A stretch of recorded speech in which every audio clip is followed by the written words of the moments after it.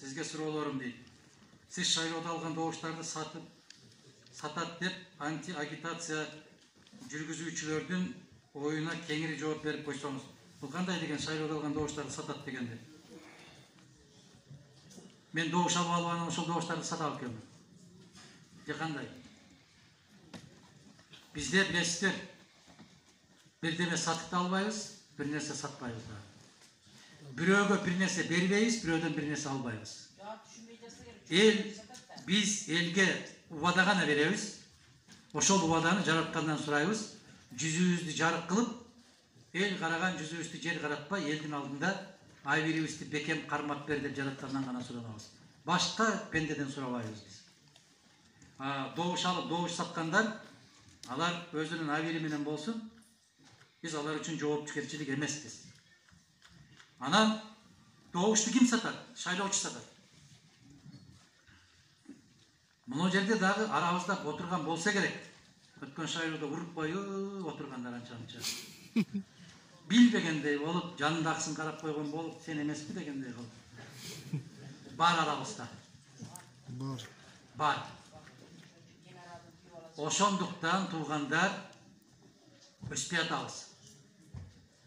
Өзүбүздүн кызыл кекиртекти өлкөнүн небере чеберелердин кызыкчылыгынан жогору койгон үчүн өспөй атабыз. Мына азыр Баткенге бөлүнгөн 50 миллион доллар бул асмандан түшкөн доллар эмес. 38 жылга берилип атат. Мен өткөндө жогорку кеңеште айттым. Демек, менин чеберем төлөйт экен аны деп. Чеберебиздин оозунан алып, азыр сиздерге берип атат, салып атат. Сиздер анан кол чаап, рахмат эле рахмат деп, өп жыттап, кучактап кое бербей, шалтактатып, бата берип атасыздар. Ал чоң атасынан таап алган жери жок, өкмөт азыр өзү иштеп тапкан акчаны андай нерселерге жетпейт. Биз карыз алып атабыз. Биздин позициябыз ачка болсок дагы, май чайнабасак дагы, нан чай ичип туралы, бирок балдардын, неберелердин мойнуна карызды илип кетпейли деп атабыз. Барын бүгүн жейм, бүгүн алам, бүгүн жутам. Балдар эмне болот? Неберелер кайда барат? Мына бюджет казына комитетинде иштейт могул. Өткөн жогорку кеңеште ошо казына комитетин башкарган жигит Эмил Токтошев деген депутат. Мен азыр жолдон келатып сурадым. Могу ушул айлыктар көтөрүлүп аткандар баары бюджетке карагансыңарбы десем, бюджетте жок дейт. Кайдан келип атат бул акча? Карыздан.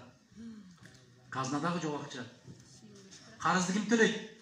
Апалар, башыңарга салган жоолугуңарды дагы эгерде сиздерге айтса, муну небереңдин эсебинен башыңа жоолук салып атам десе, силер жоолукту алып ыргыт бересиңер да, туурабы?